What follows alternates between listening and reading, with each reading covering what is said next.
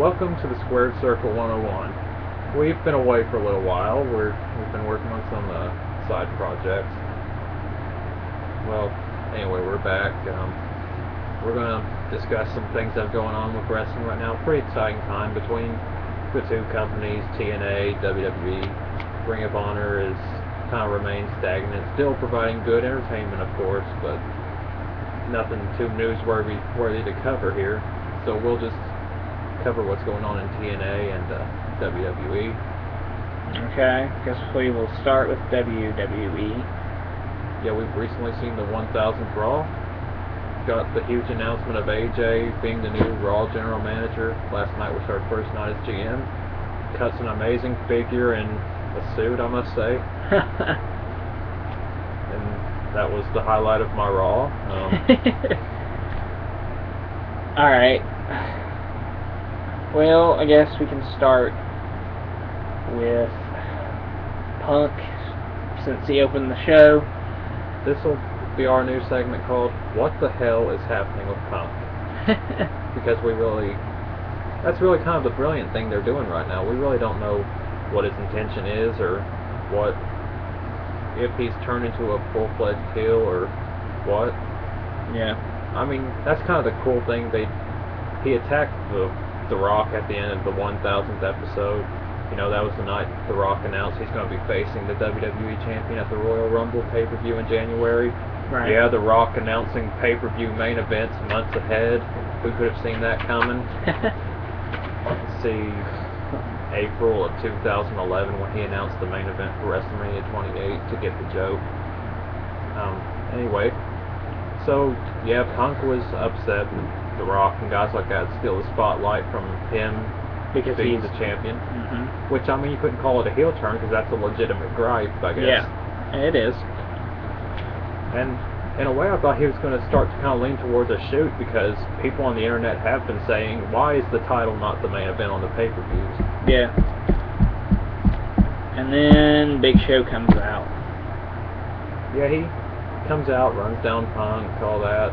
Then Cena comes out, fights Big Show. Then we get our main event, Big Show versus Cena, which is the #1 contenders match for Punk's title. And of course, Punk interferes. It gets thrown out, and then AJ comes out there and says that it'll be a triple threat at SummerSlam for the title. You know, CM Punk's obviously not too happy about that. Yeah.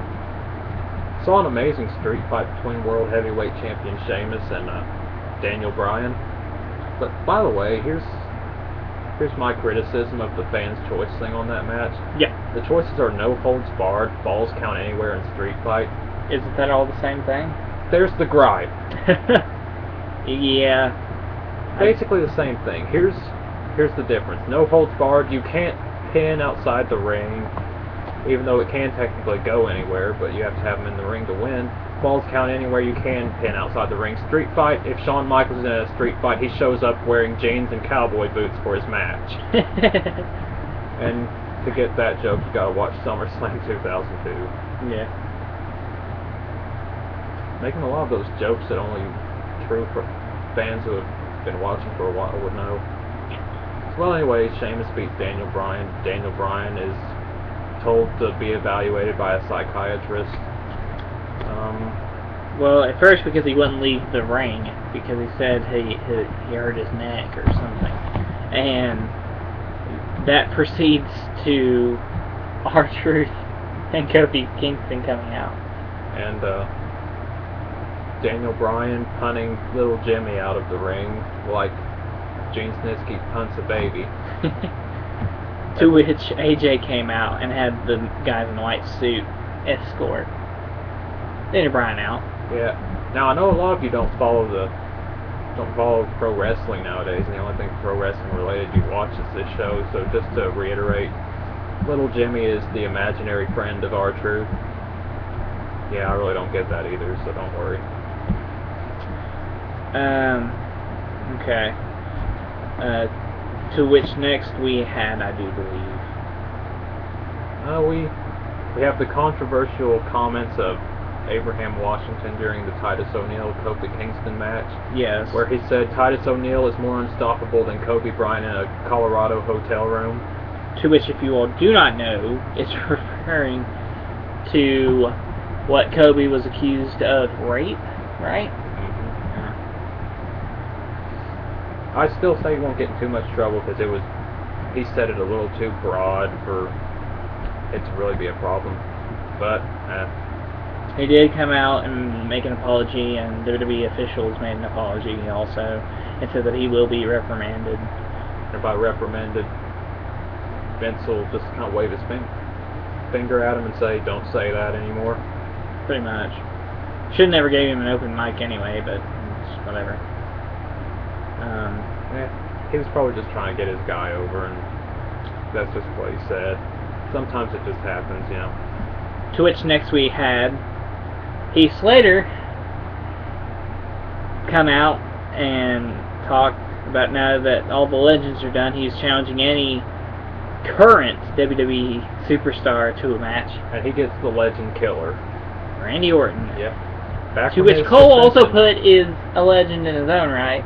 Which I wouldn't go there yet, yeah, but easily will be. If he's a legend in his own right, we'll see him come out with a 9mm and just go... I mean, he is the legend killer after all. He's got to stick to that nickname. They've almost gone away from that, though. So yeah, Randy Orton's successful victory over Slater on his return. But obviously... Also showed better charisma, too. And also, which I would like for him to go towards more charisma, then go back to the same old crap we've seen for the past 3 years. You know what I mean? Like, we talk about Cena being stale, but Randy Orton's just as stale. Yeah, I would agree. Randy Orton kind of needs to throw something in there to keep us on our toes, keep us interested. Mm-hmm. Of course, the most entertaining segments of the night were Daniel Bryan's backstage psychiatric evaluation. Those were hilarious. Especially the Rorschach test. Oh, yeah. See the pictures all lined up together to form a goat face, which is a nickname that people have been calling Daniel Bryan in the past couple of weeks. And he started accusing the psychiatrist of Charlie Sheen putting him up to it, because Charlie Sheen was on the 1000th Raw and kind of reiterated The Rock's comments towards Bryan, calling him a goat face, an Oompa Loompa, a homeless lumberjack, Frodo, pretty much anything else you want to throw in there. Yeah. We also got the reuniting of former tag team champions Christian and Chris Jericho against the team of Dolph Ziggler and The Miz, in which Christian and Jericho won. Yep, furthering the feud between Ziggler and Jericho after Ziggler hit Jericho with his Money in the Bank briefcase. So, further likely setting up their match for SummerSlam. Yep. And we also saw Brodus Clay, the Funkasaurus, get beat up by Damien Sandow, who I'm going to start calling the Thesaurus. The Thesaurus? Yeah, you saw those big words. I mean, you know that's where he's getting them from. Sure. He's got a Thesaurus backstage. They hand him a promo pre-written. He takes out a Thesaurus and looks up better words for each one. If he was in a feud with Joey Mercury, he would come out and call him Baby Kangaroo Mercury.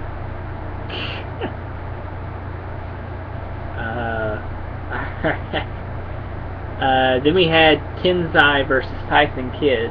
Yeah, we saw something we haven't seen in a while, a match where somebody won and kept the beat down going and then had the decision reversed. And then began the bitch beat down of Sakamoto by Tenzai. I was thinking somebody's going to come out and stop this, but you know, that's kind of one ridiculous thing about WWE is, like, when you have beatdowns go on for that long, somebody would come down there and say, hey, you can't do this, and then just, you know, start kicking ass and taking names, but not what happened this time.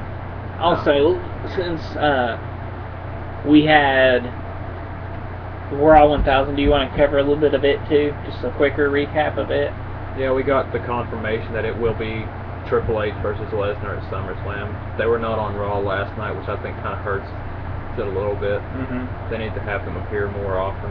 And then that also marked the return of Stephanie to television, which was nice to see her. Mm-hmm. We also had DX, the full DX except for China. But we don't need her. Right, we don't need her. She's just going to cause drama. Exactly. The key members of DX are back in the New Age Outlaws and X-Pac along with Trips. Sean. We had Slater's, as we talked, Yeah, his final round, his he match got was beat by Legends. Lita with help from the APA and all the other legends. Yes. So that was a good segment, all in all. Of course, The Rock's big Royal Rumble announcement, Punk's attacking of The Rock, and the beginning of what's sure to be an interesting character change for Punk. Yes. Now let's jump Because over we have to- never seen Punk play heel that's not that straight edge militant character. So it'll be interesting. But go ahead. We did see him play the voice of the voiceless heel for a little while, then kind of switched to tweener, then slowly got over as a face. So, but yeah, I was going to say we should probably cover Impact a little bit. Go ahead. Well, I don't think we've done a squared circle since Austin Aries won the title back at Destination X. I don't believe we had. So, which is a good thing for TNA now, because Austin Aries is obviously a huge name from the indie scene. One Ring of Honor noteworthy The thing. Kenny King incident? Yeah, Kenny King was in negotiations to renew his Ring of Honor contract, but then all of a sudden he appears on TNA Impact. Now, him and his partner Rhett Titus were currently the Ring of Honor Tag Team Champions, and next thing you know, he's on Impact competing for a spot in the X Division Championship match. In which he won that and went on to the pay-per-view. Yeah. I was like, I don't know how Ring of Honor contracts work, so he might be allowed to compete on here, but then apparently it was revealed that he made that negotiation with TNA without consent from Ring of Honor and completely dropped his Ring of Honor contract, so yeah, we probably won't see Kenny King in Ring of Honor ever again. But does it matter? He's on TNA, televised nationally. Oh yeah. I think it's a bigger move. I think we can expect some big things from Kenny King, hopefully, because I mean he is actually really had a good promo, great in the ring. So yeah, hopefully we can see something become of him. Well, the big thing going on is the storyline of this group called Aces and Eights. This group that just left the dead man's hand around Hogan's office. The pair of aces, pair of eights. Yes. And recently they've just been showing up. They're just guys in masks and completely covered up to where you can't see who they are. And they just beat down everybody from Hogan, Sting, Kurt Angle, AJ Styles, Robert Roode, Austin Aries. But the one guy they never beat down is James Storm. That's kind of the story going in here. They want to swerve us, make us think that James Storm is behind Aces and Eights. Which, of course, he's not going to be. Yeah, I think this is just some ruse to cover up who it really is. The big speculation is that it's Matt Morgan, who in the past has voiced frustration with TNA and voiced his desire to get out of there and get back to WWE, but it's hard telling who it is, really. The other one is Jeff Jarrett. Oh, yeah, that is a big one floating around, isn't it? Yep. To which he would be, mad because he wasn't the first TNA Hall of Famer. I'm mad he's not the first TNA Hall of Famer. Yeah. He really should have been, but they went with the bigger name instead. Yeah, but I can argue the Jeff Jarrett thing by saying I'm mad that Jeff Jarrett wasn't the first TNA Hall of Famer. Am I behind Aces and Eights? Yeah. Is there anything else big or newsworthy? Well, we can go ahead and bring people up to speed on one thing. So far for SummerSlam, our confirmed matches are Sheamus versus Alberto Del Rio for the heavyweight title for God knows how many times it is now. Yeah. Seems like forever. Triple H versus Brock Lesnar has finally been confirmed. We knew it was coming, but it was never made official. We also have the triple threat match confirmed for the WWE Championship. Big Show versus John Cena versus CM Punk. Should be a pretty solid show. Hopefully Lesnar and Triple H start making appearances on Raw and really build towards this SummerSlam match, because as of right now, Lesnar's return's been kind of a flop. They had him lose the one match he's been in against Cena. He hasn't been on television but one time since.